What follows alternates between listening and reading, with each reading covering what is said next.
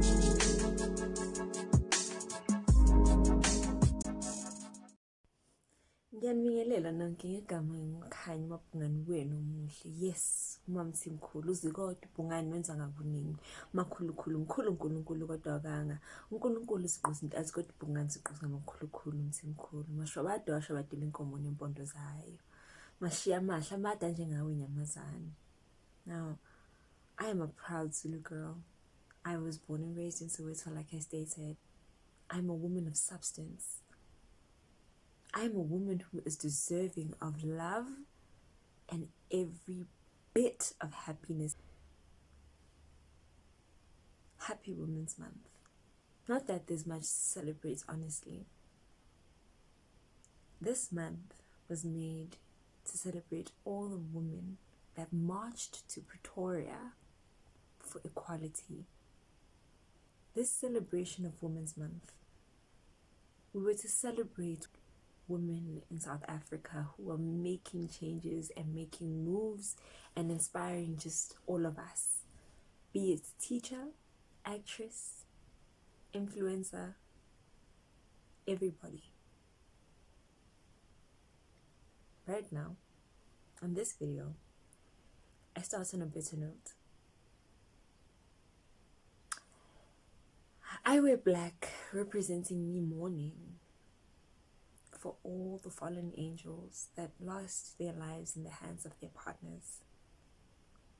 It's hard to think that a woman can lose their own lives all because of love. Not only because of love, but because of choice. They didn't have any. We say leave. Little do we know the impacts that these men have on these women. I speak like this because I've always wondered why women that are in abusive relationships don't leave.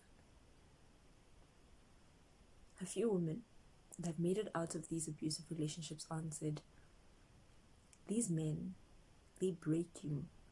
They abuse you verbally and emotionally and break you so that when it's time for you to leave, once the physical abuse has started, you can't. You question yourself, you question your strength, you question if you'll be able to piece the pieces together once you're out. And I understood. They break you until you lose your self-worth, your confidence.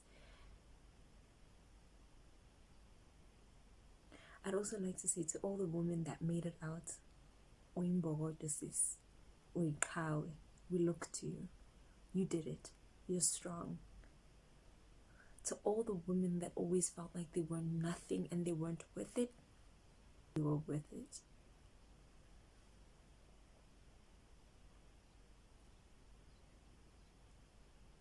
To all the fallen angels,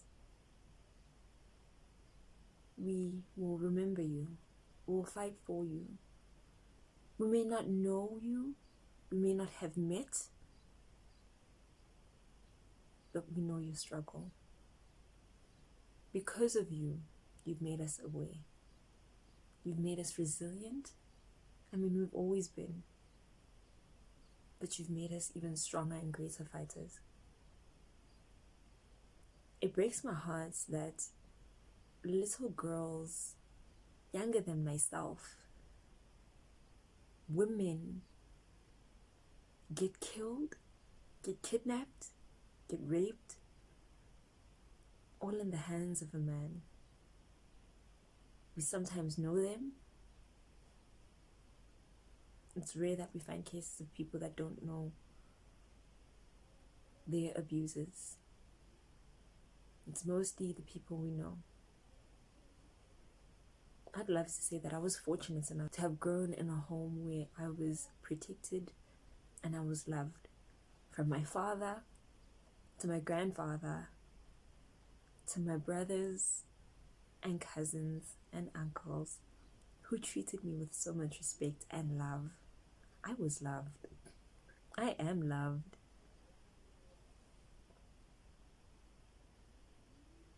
And from that, I knew that I wanted to find a man that would love me enough and see me for who I am.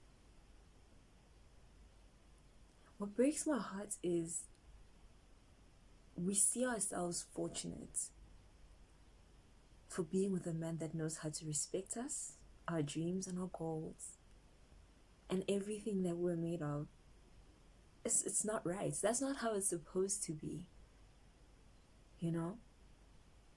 I just wish that abusers could see their sisters and their mothers, the mother of their children, when they look at women, not just an object. You know, in the past couple of years, I've been thinking on whether do I want to get married, or is it okay if I stay single? Do I want to have kids?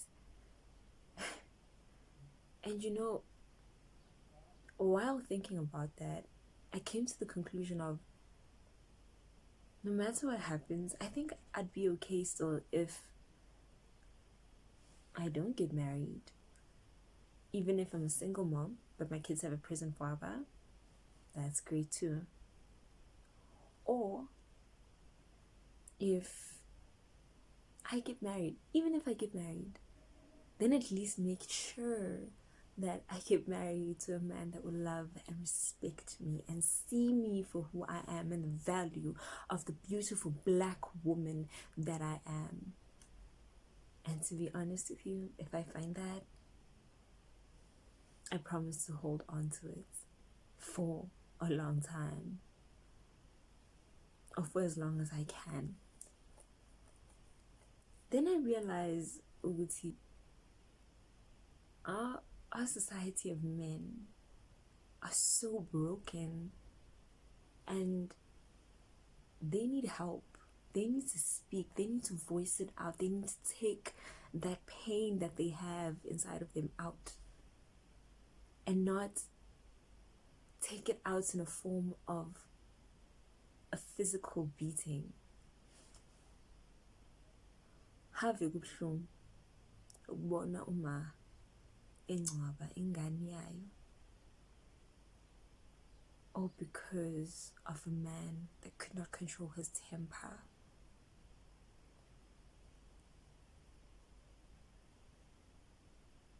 My question now is, how do we go about stopping this violence? How do we protect young girls? Like, now, should I learn how to, should I go for self-defense classes just so that I can feel safer? Should I carry a knife or a gun just to make myself feel safe? That's not fair. But never has been anyway. We continue to fight for women, for the voiceless. And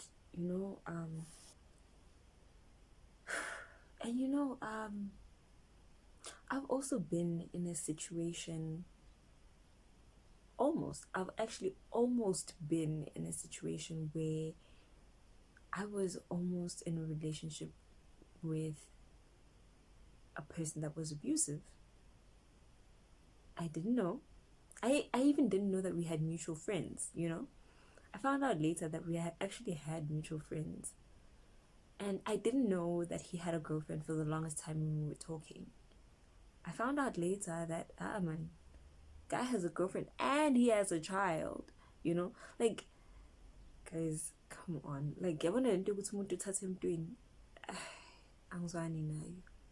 don't like it. I respect a woman and what they have, so respecting another woman, that's all that's needed. Respect. Walk away. Learn to walk away. We all need and want love. We all yearn for it. But the way we go about getting it, through another woman's tears, that I know that's not worth it. That's not how I was raised. I was raised to respect and walk away. Never ignore the other person's feelings. Ever. And I think about a couple of weeks after I found out that he was in a relationship, he then killed himself and his pregnant girlfriend. And it pained me. It was really painful because the time he killed himself, I remember we were planning my cousin's 21st birthday.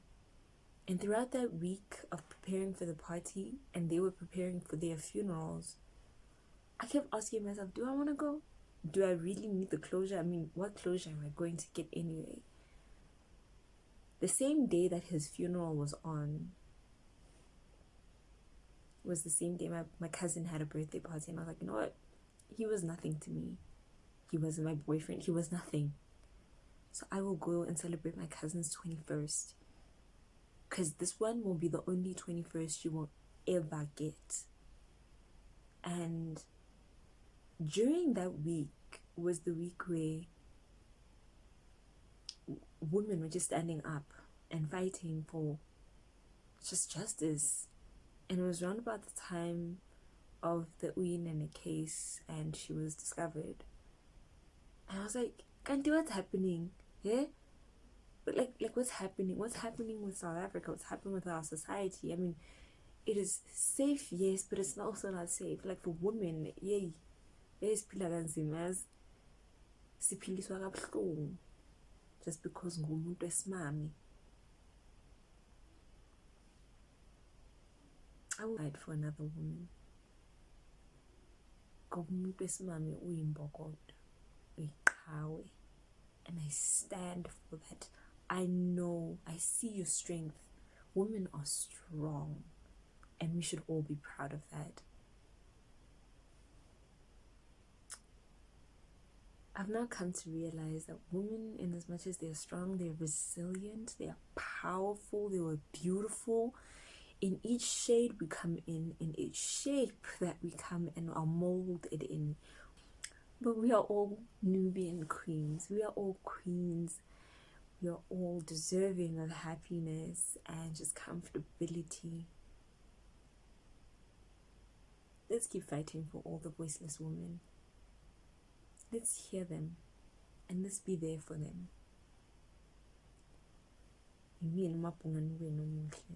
Signing out. Bye guys.